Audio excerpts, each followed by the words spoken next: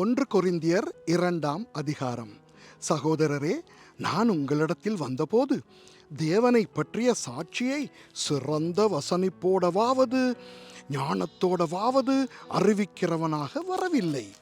இயேசு கிறிஸ்துவை சிலுவையில் அறையப்பட்ட அவரையே அன்றி அல்லாமலும் நான் பலவீனத்தோடும் பயத்தோடும் மிகுந்த நடுக்கத்தோடும் உங்களிடத்தில் இருந்தேன்.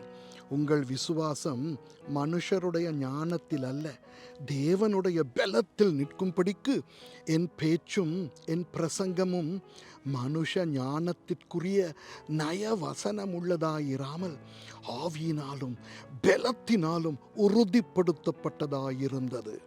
அப்படி இருந்தும் தேறினவர்களுக்குள்ளே ஞானத்தை பேசுகிறோம், இப்பிரபஞ்சத்தின் ஞானத்தை அல்ல, அழிந்து போகிறவர்களாகிய இப்பிரபஞ்சத்தின் பிரபுக்களுடைய ஞானத்தையும் அல்ல.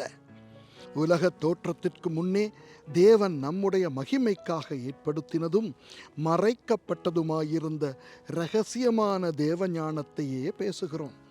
அதை இப்பிரபஞ்சத்து பிரபுக்களில் ஒருவனும் அறியவில்லை. அறிந்தார்களானால் மகிமையின் கர்த்தரை அவர்கள் சிலுவையில் அறைய மாட்டார்களே.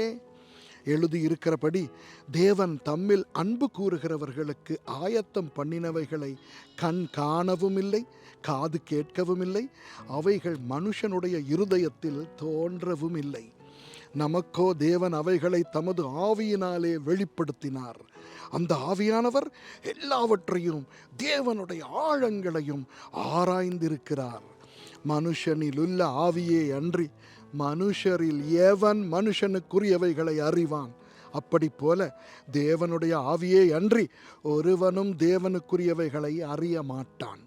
நாங்களோ உலகத்தின் ஆவியை பெறாமல் தேவனால் எங்களுக்கு அருளப்பட்டவைகளை அறியும்படிக்கு தேவனிலிருந்து புறப்படுகிற ஆவியையே பெற்றோம்.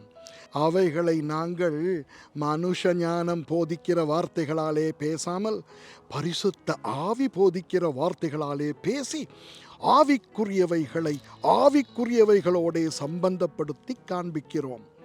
ஜென்ம சுபாவமான மனுஷனோ தேவனுடைய ஆவிக்குரியவைகளை ஏற்றுக்கொள்ளான். அவைகள் அவனுக்கு பைத்தியமாக தோன்றும். அவைகள் ஆவிக்கேற்ற பிரகாரமாய் ஆராய்ந்து நிதானிக்கப்படுகிறவைகளானதால் அவைகளை அறியவும் மாட்டான். ஆவிக்குரியவன் எல்லாவற்றையும் ஆராய்ந்து நிதானிக்கிறான், ஆனாலும் அவன் மற்றொருவனாலும் ஆராய்ந்து நிதானிக்கப்படான்.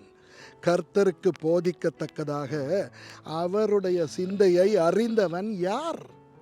எங்களுக்கோ கிறிஸ்துவின் சிந்தை உண்டாயிருக்கிறது. ஆமென்.